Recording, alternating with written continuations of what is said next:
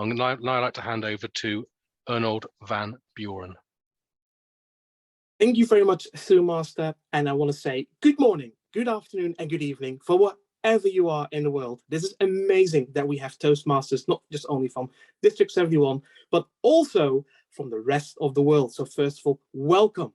Now, before I'm going to announce, let's say, the speakers, and of course, we have an amazing guest, I just want to say that we, first of all, later on, we're going to have some Q&A sessions. We have, of course, the honor to have our past international president talking about the history of D71 and also to listen to an amazing poem. So for further ado, I just want to introduce you first to Anya with her amazing poems. Please, Anya. Thank you very much, Arnold. The poem is called The Epic Encounter, and it's written specially in honor of Ted's talk tonight on the history of the district and the anniversary of the 50th year of the district. The Epic Encounter. And so tonight we've come together, a rich tapestry of clubs spanning far and wide, to hear of our history and all of the effort that has made our district one we hold with such pride. From the very beginning in 1972, our path will show how wisdom has brought us through, how our clubs evolved and came together, how our structure was formed through the best of endeavours. So tonight we invite you to reflect with great heart on the history of our district and of all those who took their part, on this epic encounter that brought us all together. In this, our golden year, may we continue forever. Thank you very much, everyone. Thank you very much, Anya, for your amazing, amazing poem. Now we are almost going to our, let's say, history of D71, but there's nobody else who can introduce him at best. And I will give over the microphone to our club growth director, Elizabeth Jordan. Thank you, PRM Arnold, and past international president, Ted Corcoran, second vice president Morag, past district director Jean Gamester, program quality director Brenda, Toastmasters and friends. This is an absolute honor for me to be introducing our guest. I think sometimes in D71, we don't always appreciate that we have one of the best loved, most highly respected Toastmasters in the whole of the organization, and he's one of us. And I think in our 50th year, we're particularly happy to have him. As Anya has said in her beautiful poem, you know, wisdom has brought us through. And I think wisdom is manifest in this gentleman. Ted Corcoran is a member, like all of us, of a club. He's a member of a thing called Toastmasters. He's been a member of Toastmasters, I hope I've got this right, Ted, for about 35 years. He had the distinction of being the past international president in 2003. He's the author of 2 books, The Leadership Boss, How to Be Truly Effective and Successful Leader, Hiring a Car and Walking After It, a Little Book of Life Lessons. And I would highly recommend that you read both of them. I have, and it's certainly helped it to inform my thinking tremendously. He's also a Rotarian, and I think above all, in our 50th year, as we celebrate with pride, we're happy to have him spend time to help us understand the history of our district. And tonight, he's going to start with part 1. So with the history of District 71, I give you PIP, DTM, Ted Corcoran. A round of applause, please, for Ted. Thank you very much, Elizabeth, for your kind introduction. And thank you, Anya, for the poem.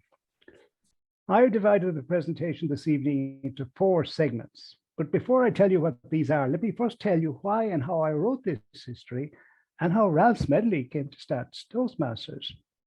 How I came to write the history is really interesting because I got the idea back in 2012, 2013, when the district was considering reforming, as it did in 2014, into 71 and 91.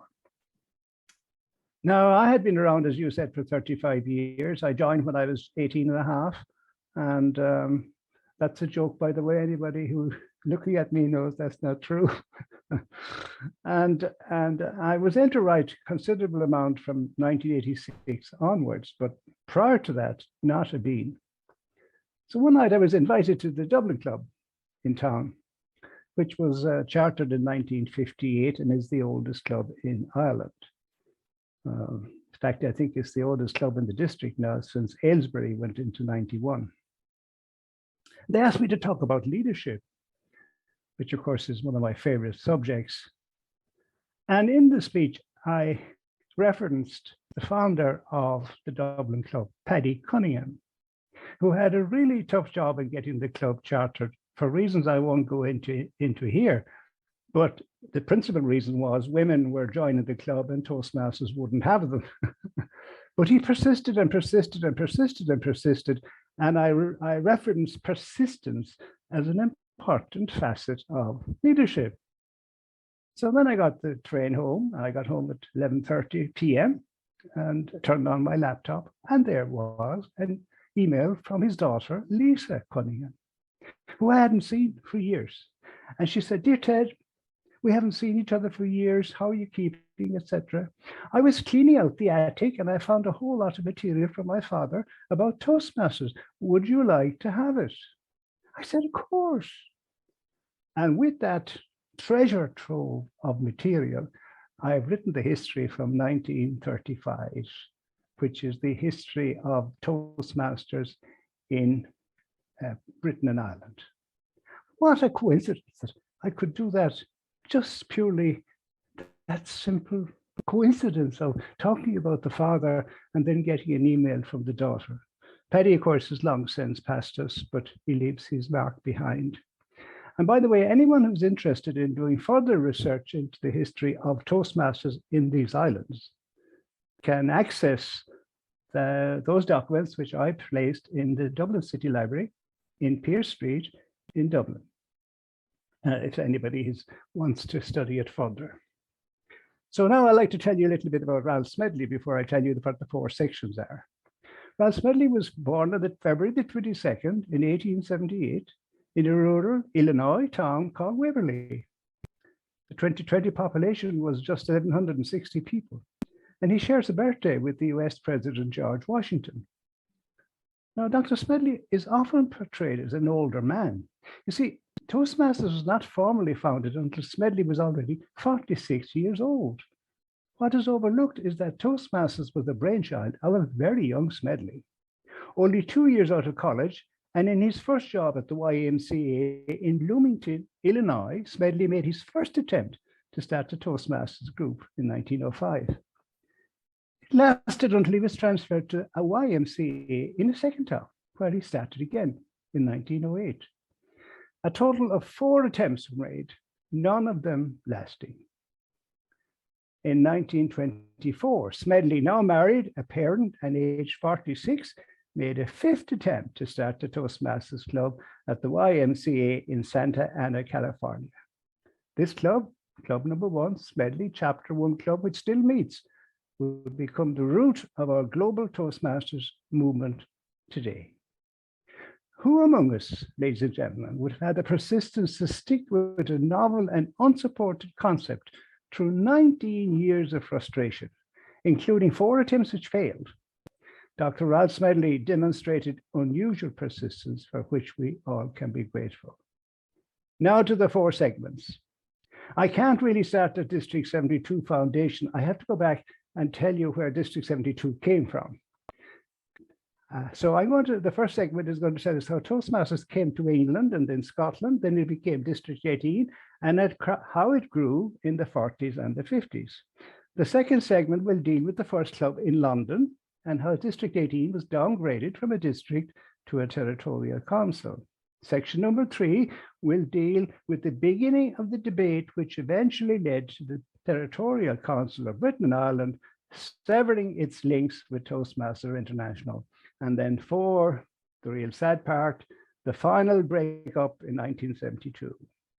So how Toastmasters came to Britain for the first time? Well, the 1935 International Convention, one of the earliest, granted a charter to the first club outside North America in Southport, England.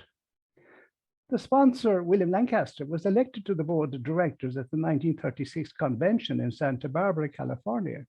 Sadly, he passed away on March 11, 1937.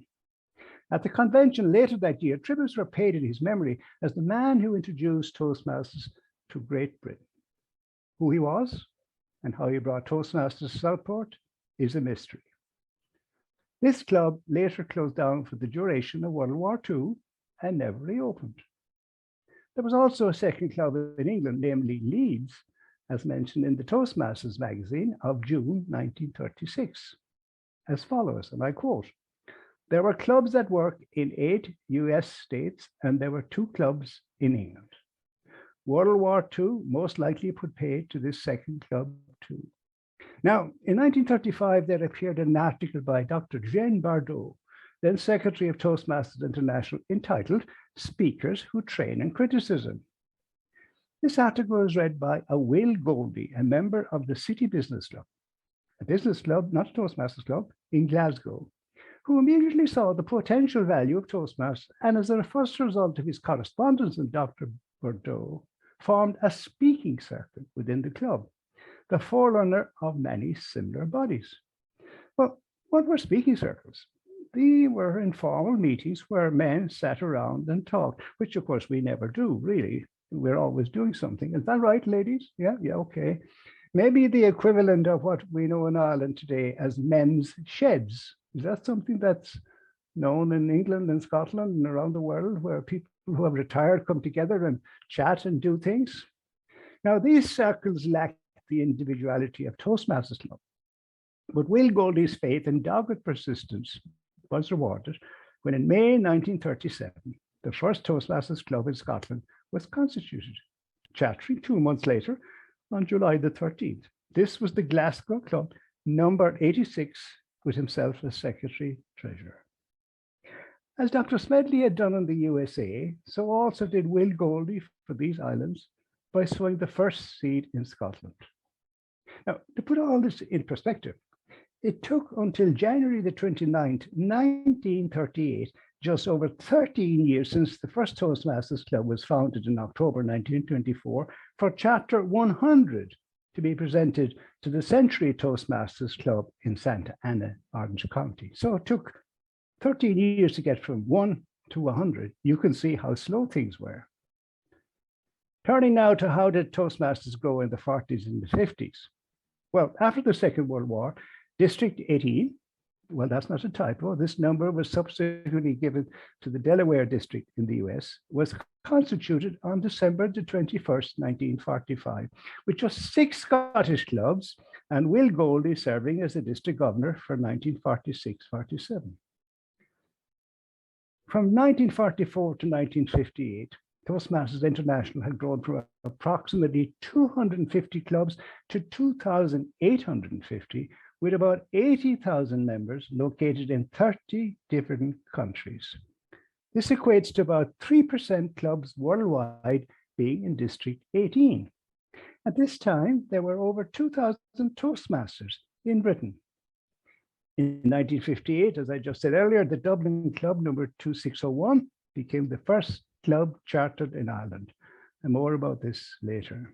So by 1959, there were 2,900 clubs worldwide, and of the 85 clubs listed in District 18, there were 76 in Scotland, 7 in England, and the sole club, Dublin, in Ireland. Remarkably, there's also a club recorded in the Channel Islands, the Jersey Club number 939, chartered in April 1950. This club was still alive in February 1960, but by December 1961, the number 939 had been allocated to another club. How this Jersey club started and who the people involved were will probably never be known. In Scotland, by 1959, there were clubs as far north as Kirkwall in Orkney and spread across the country in Thurso, Aberdeen, Nairn, Inverness, Banff, Dundee, and Stirling.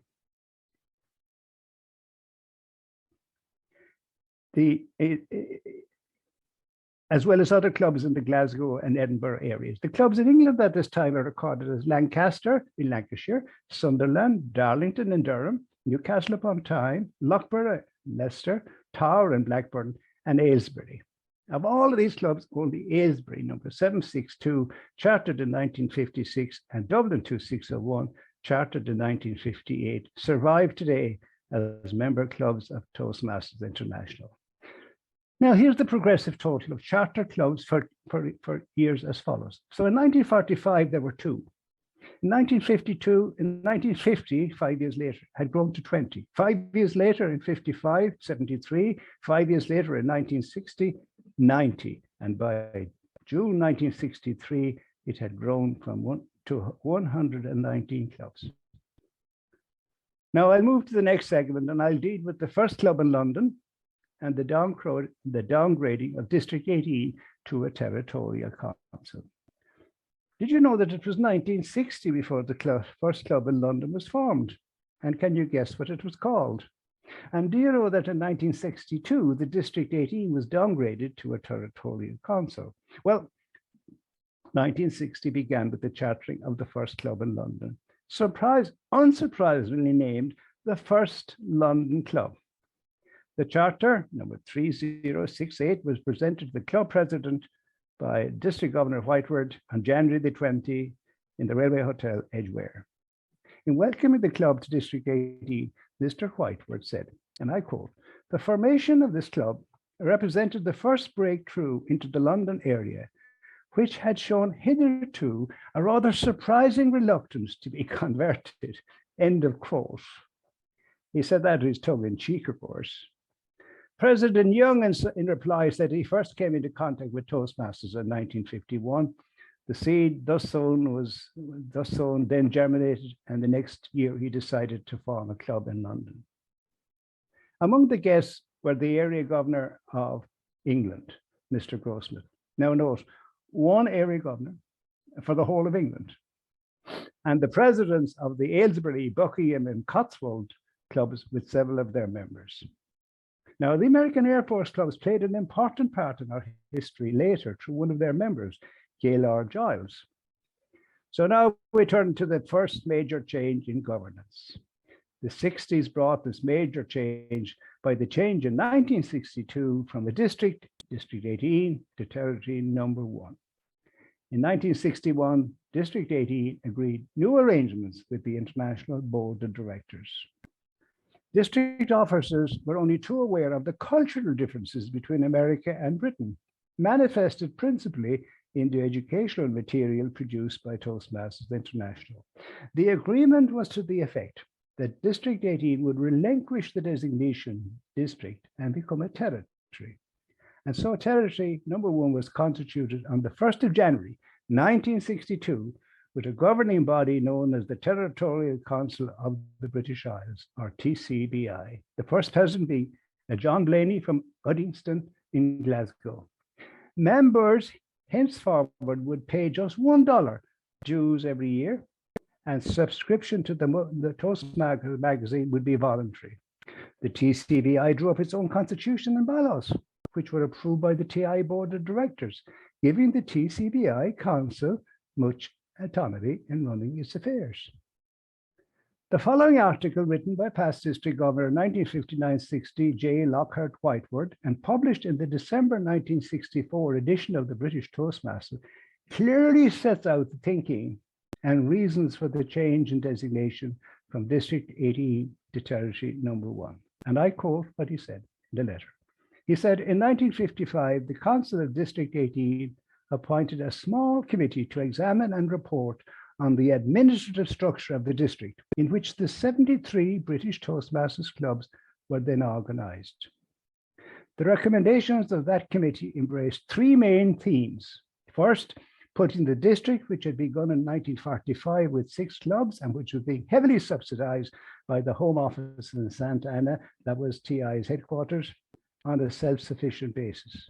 Second, establishing a relationship between the clubs in Britain and American HQ, which would maintain the important international aspects of Toastmasters while providing for natural development of British characteristics. And thirdly, providing for a national organisation which would make possible a comprehensive service to clubs, while at the same time ensuring the maximum local participation in national affairs.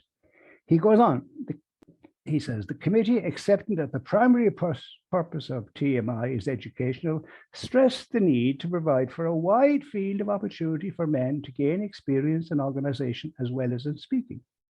But in recognising the need for streamlining in essential organisation, recommended certain changes in the procedure then operating to ensure both economy and efficiency.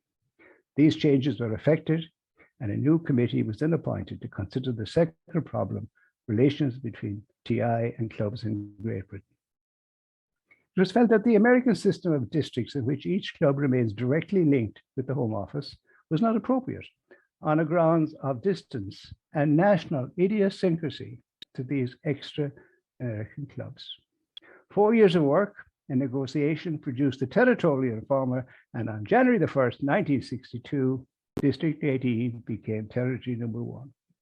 By this change, the clubs in the UK retained the full advantages of international membership, while matters of internal organisation, educational programmes, magazines and finance became the responsibility of the Territorial Council. But even bigger change was on the way within a decade, and that's what I'll deal with next. The 60s saw the beginning of the debate, which eventually led to the Territorial Council severing its links with Toastmasters International. But it began on an optimistic note, as expressed by Toastmasters International. The following piece in the British Toastmasters in 1964 was written by Executive Director of Toastmasters, Maurice Farley. And he says, in my annual report to the delegates at the International Convention at Denver, Colorado in August, I expressed my personal satisfaction and pride in the growth and progress of TCBI. Existing for many years as District 18, the Toastmasters of the British Isles only began to receive the recognition and status they deserve when they became semi-autonomous. Under consistently able leadership, TCBI now has become the largest and one of the strongest aggregations within our world organization. When I fade from the Toastmasters scene, he said, I shall look back upon my small part in the negotiations for and encouragement of TCBI as among the most satisfying efforts of my administration. But, ladies and gentlemen, was this very positive view shared in the TCBI? A letter to the editor of the magazine, The British Toastmasters, dated March 1966, read as follows. Heading was Independence for Britain, ? And it says, Sir, while appreciating Territorial Treasurer Roy Kelso's effort in detailing and tabulating how our $a-head subscription to the headquarters in Santa Ana is absorbed in the Toastmasters International operating expenses, the question which springs to mind is, why do we subscribe to the USA? It is stated in our Constitution that the Territorial Council of the British Isles is a largely autonomous unit of Toastmasters International. But why not a completely autonomous unit? Why send our hard-earned wealth to the USA to contribute to the upkeep and maintenance of sumptuous office for clerical and administrative staff? Without being one little bit nationalistic, I have experienced tremendous hospitality from Americans and regard them, if not their politicians, in a friendly light. I would rather see this money retained in Great Britain to be used on the British, for the British, by the British. May I humbly suggest a referendum to be held throughout the members of the charter clubs in Territory Number 1 and the results published. Should the decision be in favor of retaining the existing arrangement, then I'm sure we members would abide by the wishes of the greater number. Then the winds of change began to blow in earnest. The TI Board of Directors' decision that changed everything came in 1969, when it decided that the TCBI club should operate on the same basis as the other clubs worldwide. One, that the clubs in Britain and Ireland come under direct administration from WHQ. Two, that the territory structure be disbanded in favor of the district structure. And three, and that Toastmasters in territory number 1 pay the same dues as members elsewhere. The TCBI view, on the other hand, was that it was best qualified to assess their own educational and administrative requirements, and the district structure. They saw the district structure as a retrograde step, which would mean the loss of nearly 10 years of experience as a self-determining body. And naturally enough, the thought of paying increased dues of $8 yearly must have been a major factor in their thinking too. But they weren't alone in thinking that. I was in Australia in 2005 at the invitation of District 70, and I went to a club in Parramatta, and I was sitting with this man called Roy Toya. Over a cup of tea, he said, whatever happened to those clubs in Scotland that left us? Oh, I said, they're still there, they're fine. And then I said, how do you know about them? Oh, he said, I was on the committee here for 12 months with the Toastmasters of New Zealand and Australia, deciding whether we would leave as well. But we decided to stay. I thought that was quite extraordinary, that I'd never heard of that it wasn't just Scotland and England decided to part, but was being considered elsewhere. So what happened between 1964, when Maurice Farley wrote the glowing piece outlined earlier, and 1969? Well, firstly, Mr. Farley was replaced sometime in the interim by Colonel Robert T. Buck Engel as Executive Director of TI. Colonel Engel had been appointed in 1958 as the Armed Forces Consultant to assist in the formation and servicing of nearly 250 Toastmasters clubs at American military installations in the United States and overseas, which of course includes the Philippines for our friend who is visiting tonight from there, including several in Britain. He had served as a club president and as an area and district officer. But here was the real problem. In addition, a serious cash flow problem had arisen in Toastmasters International. Speaking with Rex Davenport, who served as an international director in the 1960s at a social event in Austin, Texas in the early 2000s, he told me finances were so bad in TI at the time that one or more directors had to lend money to the organization to help manage a serious liquidity problem. I was introduced to Mr. Engel in TI HQ in February 2001 when a plaque to Joe Renard was unveiled. Now, past President Renard, a respected member of the Los Angeles legal community for almost 5 decades, was not only president of TI during one of the most critical periods of development, as I've just mentioned, but also served as legal counsel to our organization until his death in 1995. I personally saw him act as parliamentarian at a number of business meetings at international conventions in the early 1990s. At the same event in TI in 2001, I asked the then executive director, the late Terry McCann, what the financial state of TI was when he replaced Mr. Engel in 1974. His reply was that there was, at times, insufficient cash flow to pay the staff. It was that serious. Terry's parents had immigrated from Cavan in Ireland, and he was born and grew up in Chicago. His great claim to fame was winning a wrestling gold medal at the Melbourne Olympic Games in 1956. He made numerous visits to our district conferences in Ireland over the years, and his often repeated piece of advice was, don't sweat the small stuff. As the board members wrestled with this problem in 1969, they must have looked enviously at the almost 150 clubs and at least 3,000 members in territory number 1, paying just $1 per annum to TI. And there was no guarantee that this payment would continue, as we saw from the earlier letter from T.P. Hopkins.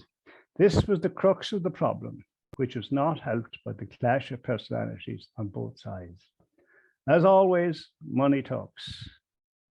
In the next segment, we'll move on to the 70s when TI and 120 clubs approximately in TCBI parted company. I'm still okay for time, am I? Yeah.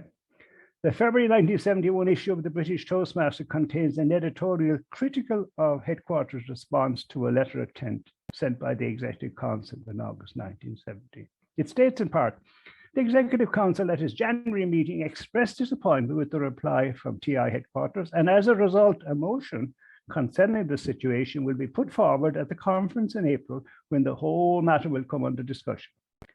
Unfortunately, there is no record of the contents of this letter of intent. However, one could reasonably speculate that the intent was a notice of intention to dissociate from TI unless certain conditions were met. And this is borne out by the following motion. At the 1971 April conference in Edinburgh, it said that this council approved the line of action taken by the executive committee and instruct them to draw up contingency plans for a separate organization. This was carried overwhelmingly. On November the 4th, 1971, Mr. Buck-Engel wrote to each club president detailing a plan for the British and Irish clubs. Each Toastmasters club would receive a free copy of the new basic advanced manuals, plus club officers' leadership materials. The letter detailed an increased fee schedule, effective in gradual steps for current members over a 3-year period, raising the annual dues from $2 to $8. Clubs were given until January the 1st, 1972, to advise headquarters of their intent to continue as a member club of Toastmasters, and if so, to return the current membership list. The TCBI executive met on November the 21st. It decided all clubs would cease as members of Toastmasters International on December the 31st, 1971. A new organization was proposed, the Institute of Public Speaking. This later became the Association of Speakers Clubs, or ASC. However, most of the clubs in the Southern District, comprising London, East Anglia, and the home counties, opted to remain with Toastmasters. These 21 clubs, along with 7 Irish and 3 Scottish, were assigned by Toastmasters to the proposed new District 71 in April 1972, the date of our birth as a district. Interestingly, one of the Scottish clubs to remain with TI was the Glasgow Club, number 86, the first club founded in Scotland in 1935. But do you know who saved Toastmasters International in Britain and Ireland in 1972? Well, it was an American, Gaylord Giles, a civilian and a former district governor of District 16 in Oklahoma. He was transferred to the RAF Upper Hayford base in September 1969. He continued his involvement with Toastmasters by first of all establishing the Shillelagh Club, which met at the base, and then went on to serve in other capacities before being elected district president of the TCBI Southern District in 1971. With his experience, he was the ideal person to rally and organize the remaining 24 clubs in Britain, after the 120 clubs or so, mostly in Scotland, had broken away from TI. So a speech contest in a business meeting was held in London in May 1972. A district executive committee was elected, with Ben Marriott of the South End and Sea Club as district governor for the 72-73 year. And District 71 was granted provisional district status at the TI board meeting in August 1972. Now, over the years, the Irish clubs had a loose affiliation with the Territorial Council of Britain and Ireland. Realizing that major changes around the way, Bill Maloney of the Shannon Club had taken the initiative of writing to the presidents of all 9 clubs in Ireland, which at that time included Belfast and Strabane, proposing a meeting. This was held in Dublin on December the 5th, 1971. The main decision of the meeting was the formation of the Toastmasters Council of Ireland, with Bill Maloney as president. At a further meeting on January the 30th, 1972, the 7 clubs in the Republic of Ireland committed themselves to Toastmasters International. Belfast and Strabane obviously didn't sign up. The 7 clubs were Cork, Dublin, Ablana, Engineers, Fermoy, Hellfire, and Shannon. And they all exist today, except Shannon closed down and reopened later. Gaylord Giles then took a further initiative and invited the Irish clubs to join the British Toastmasters group. This invitation was accepted and the Toastmasters Council of Ireland dissolved. It had lasted just a few months, surely the shortest life of any such council. At the British meeting in London in May 1972, an Irish area was recognised for the first time. It hadn't been so recognised under the TCBI structure due to some Irish clubs' policies re women members. The formation of the Dublin Club in 1958 was due to the indefatigable efforts of Paddy Cunningham and others. Their attempts to register women members warrants a whole section in itself. Suffice to say that many people joined the Dublin Club, but not Toastmasters International, an Irish workaround. I met an Eileen Murphy, one such member in later years, who told me she had no problem attending the Dublin Club meetings. So she was a member of the Dublin Club, but she wasn't a member of Toastmasters. You see how we got around it? It is no content. It is 17 months after the letter in January 1972 to Rory Stokes advising him that the board of directors of Toastmasters International granted exception to the standard membership criteria for the 3 Irish clubs that traditionally had open membership. The delegates voted at the International Convention in Houston, Texas in August 1973 to change the constitution of TI and permit women to join officially for the first time. It is no coincidence that this exception was granted just a few months after the setting up of the Associate Speakers Club and the commitment of the Irish clubs to Toastmasters. What had been impossible in 1958 and 65 was now feasible 7 years later. At this international convention in Houston, the vote to change the bylaws to admit women was 4,264 in favor and 527 against. So it was a substantial vote in favor. By comparison, the Kiwanis clubs, which is another organization, voluntary in America, and which started in 1917, but didn't admit women until 1985. Rotary Club started in 1905 and took until 1987 after they lost a lawsuit in the US Supreme Court. The bylaw amendment that was presented by the board and approved overwhelmingly by the delegates at the Houston Convention gave clubs the option of admitting women.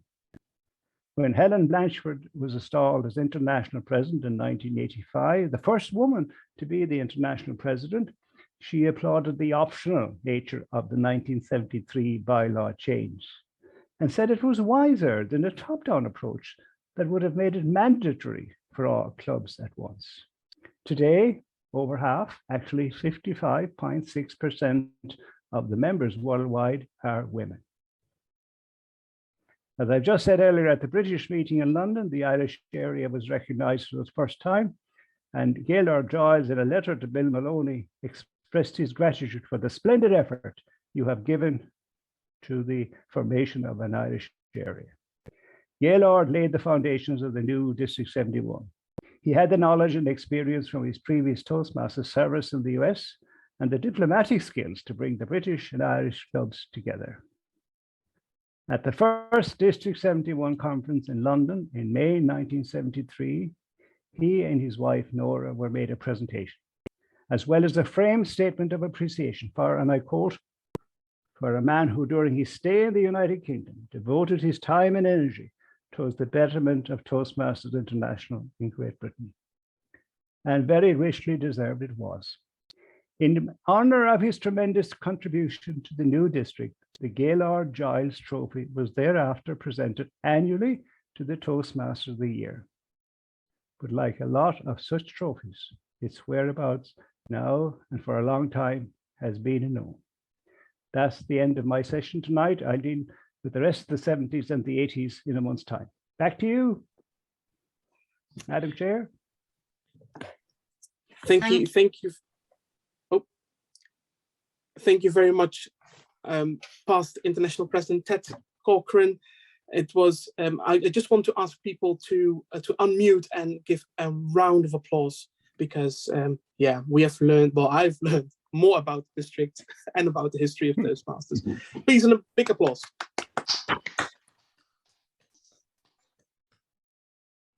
I just want to double check with our chat master, Sue Burnett. Is there any questions?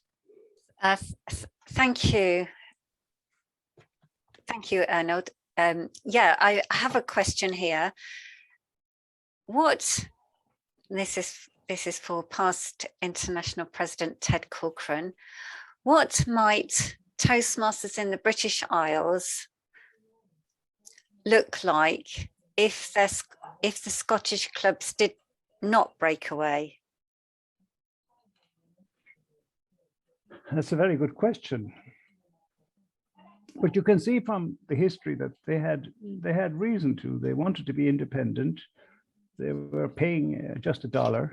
They managed their own affairs. They obviously grew very fast. They had 120 clubs, which is an awful lot back then, I can tell you. And they just didn't feel that they would pay $8 a year for something that they didn't need. Now, if they had stayed, it probably would be that Scotland would be the country with the highest number of clubs, because England was very slow to get going, as we'll see when I get to the 80s. And as far as I can remember, I think the number of clubs in Scotland and England only exceeded the number in Ireland as recently as 2007, 2008. So there would have been a big contingent of clubs in Scotland and England if the Scottish clubs had remained. Thank you very much. I do have another question here. What was the education program in the years as a TCBI? Well, there was a 15 speech manual for the competent communicator. I never laid my hands on it because it had just gone out of fashion in the middle 80s when I joined. That was replaced by the competent communicator, which had 10. And then in 2004, that was replaced by the competent communicator. So it had 15, it reduced to 10 as competent Toastmaster, then a new 10 as competent communicator. And I actually worked on the committee that designed that particular competent communicator. And I've often mentioned that people can be at committee meetings and say very little, but if they're thinking and using their brains, they can come up with something that nobody else has thought of. And we were at the board of the whole signing off on this new competent Toastmaster manual when a man sitting on the corner piped up and he said, "Why are we calling it competent Toastmaster when we are a communication organization? Should we not call it competent communication manual?" And that's how the competent communication manual got its name, just because one person was paying attention. That sounds quite appropriate. And can I add that I'm so happy that Toastmasters International has included the bones of the first number of speeches in the competent communicator manual into Pathways Level 1, which is the 5 building blocks of every speech: the organization, a clear purpose, body language, and vocal variety. Yes, they are great building blocks for our speeches. Now, I imagine there was a recognition program for the TCBI. What did that look like? It didn't mention it at all in the magazines that I have been reading. Remember, I've done this from magazines called the British Toastmaster, and it never mentioned the name, or if it did, it escaped my attention. Because, yeah, people, we don't admit it, but people do like to be recognized for what they do and their efforts. So it was just a question that was posed by one of our audience members. I doubt very much if the word Toastmaster was used, because there's people who live in Britain know there's another organization called Toastmasters who wear red jackets and act as master ceremonies at events, which is quite confusing for the person who doesn't know the difference. So I would imagine that it would be some sort of a communication achievement certificate of some sort.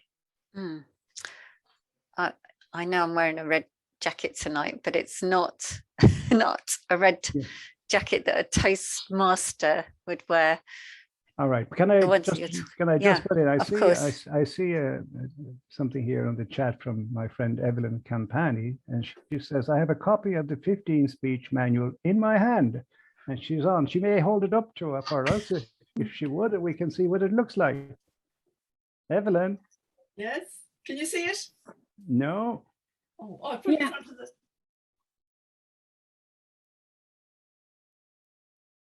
Yeah. Oh, I still can't see it. Oh, I can see it, yeah. All right, you can see. Well, I don't need. Oh, there. Sorry, hold it up again, Evelyn. There it is. that's it. Oh, there's my picture on the cover. No, look.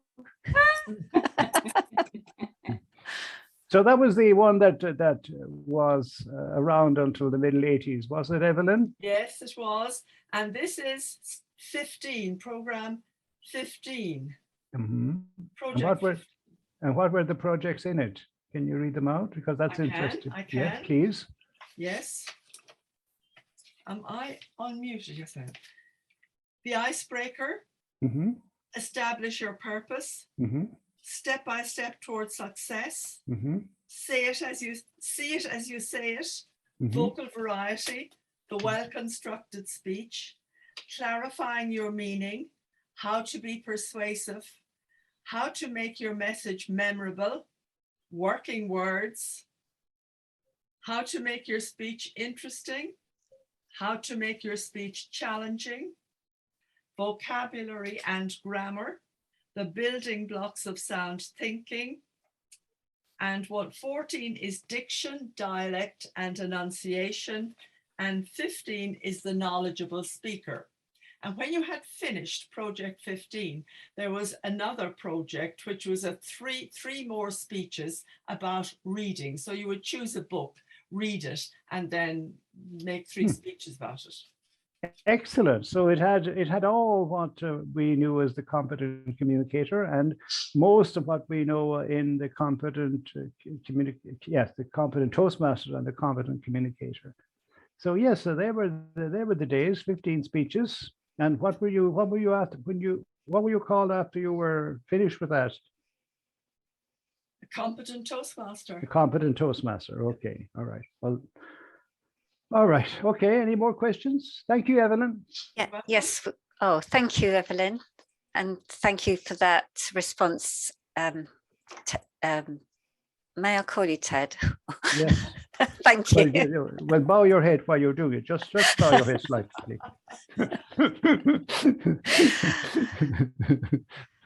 Now, you mentioned Gaylord Giles. Yes.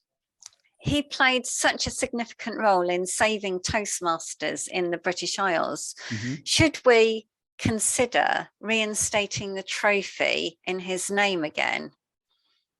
Well, that's something for the district team to consider. I think it would be a great idea because he did save it. I mean, he had the knowledge, having served as the District 16 in Oklahoma district governor at the time. So he had a wide range of experience of Toastmasters. And he was in the right place at the right time in England and just did it. And I think that saved us without a doubt. Who else was down there with the knowledge? There wasn't any at the time. So I would recommend it heartily, yes. Yeah, thank you. Now I'm going to see if there's any hands going up because we've come to Deanna, do you have a question for our past international president, Ted Corcoran? Would you drop it in the chat and then I can ask for you? I see where Deanna is in District 96, which is way across the British Columbia. I'm just waiting for her to type her question in the chat. While we're waiting, is there anybody else that would like to ask a question this evening?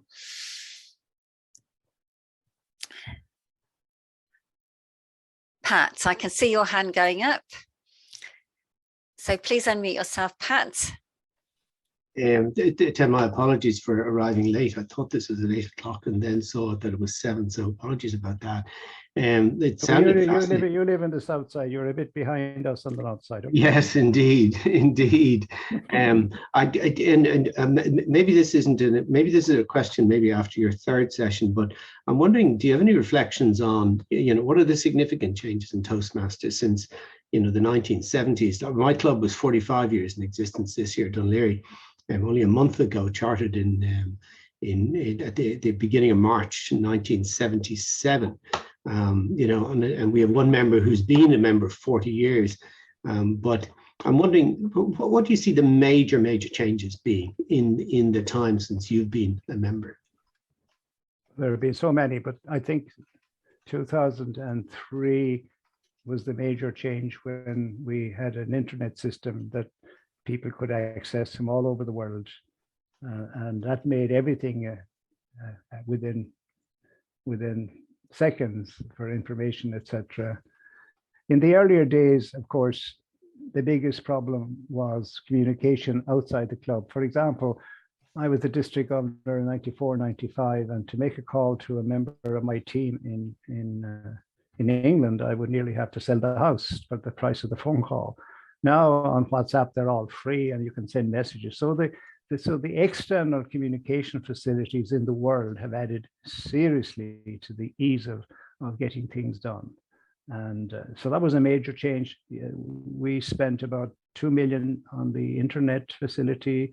We began in 2001 and we introduced it in the year I was the president, to my chagrin, because there were lots of ironing out problems at the start, but it was worth it.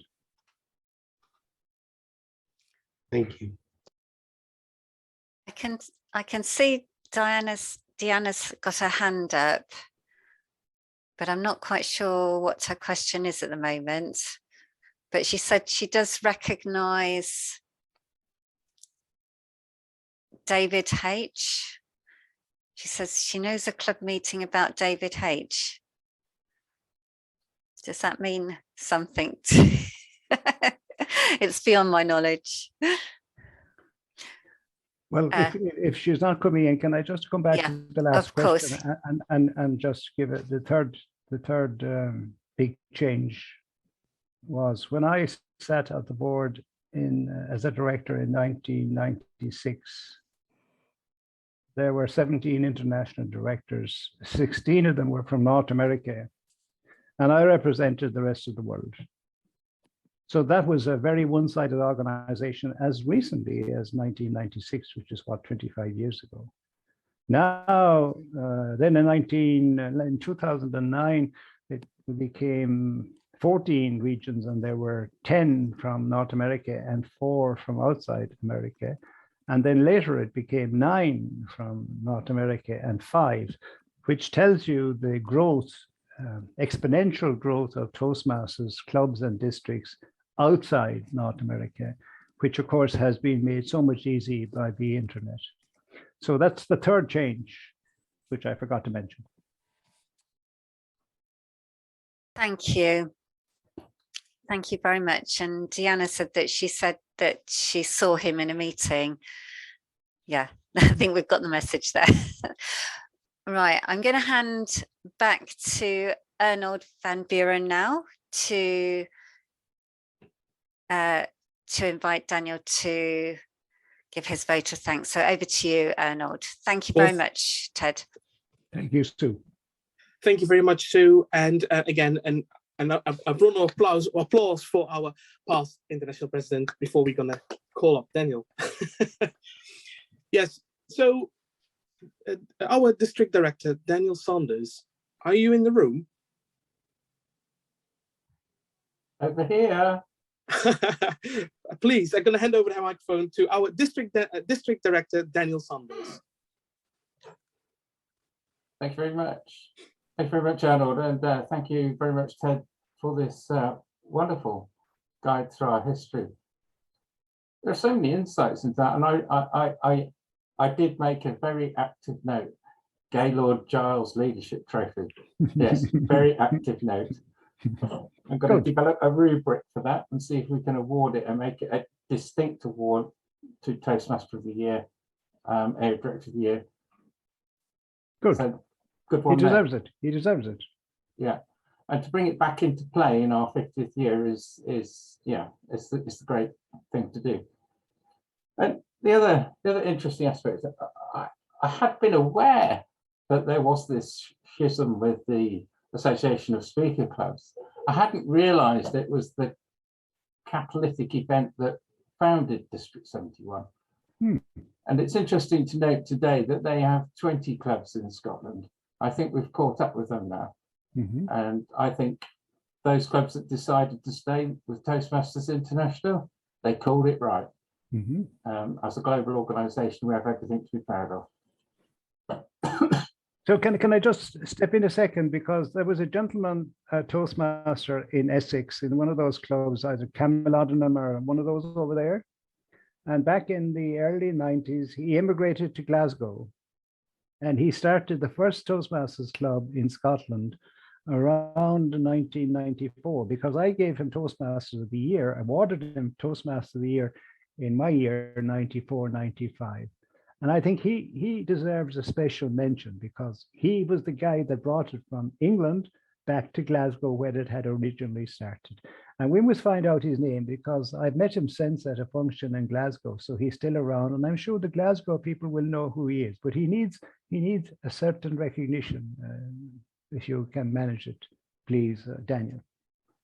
Okay, so we'll then. I'm sorry for interrupting you, but if I didn't say it, I'd forget it. The only person I can think of that was once a member of Camelottenham that is now a member in Scotland is James McGinty, but that would be too obvious. Not James. I know James, No. but James will know this man. Okay, so there's a good person to pick up the phone to. Yeah. So thank you very much for offering this history webinar series in this most pivotal year. And there are lots of things that we can learn about that, and how the history enriches our understanding of who we are. And I really have been fascinated to roller coaster ride in many ways that the organisation has gone through, and how change in the management of change is one of our big challenges and one of our skills that we can learn from. And it's been really fascinating to see that roller coaster and that interplay with change that has gone on, the admission of women into the organisation and things like that. There's everything to learn from.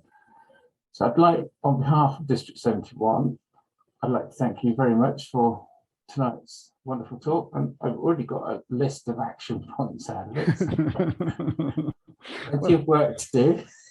Well, I'm delighted, because these things get forgotten unless somebody brings them up to the surface, like I do, because I can tell you these things without checking at all. But as time goes on, the people who have been around as long as I am are getting fewer and fewer.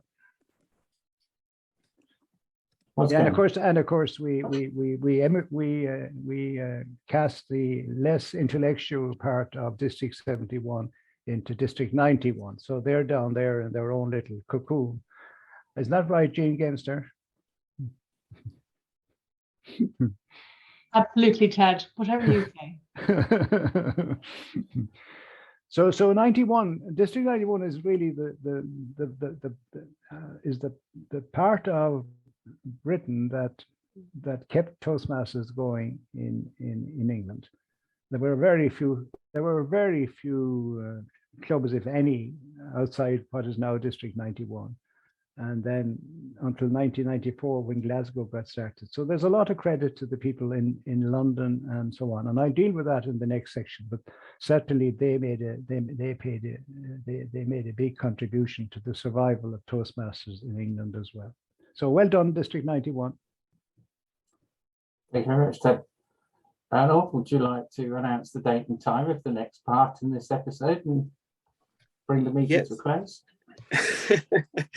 It's I just want to say that we have our let's say next session is going to be on the I need to double check this, just bear with me. 24th of April. Thank you very much, Elizabeth. Yes, the 24th of April, the same time, same place, so don't go anywhere. And before, let's say, I go for the thank you, I want to also invite you to go to our social media pages like Facebook, LinkedIn, because we will announce all the events on there, and of course our District 71 website. Now, I just want to give a thank you to, first of all, our chat master, and to welcome everybody is Sue Burnett. I would like to thank our Club Growth Director, Elizabeth Jordan. I want to thank District Director Daniel Sanders, and of course our Zoom masters, Nick Collins and Liz Welsh. And of course, and that is going to be for the next episode as well. But I just want to again thank our past international president, Ted Corcoran, who shows that we, as one Toastmaster, make it all happen till today. Thank you very much.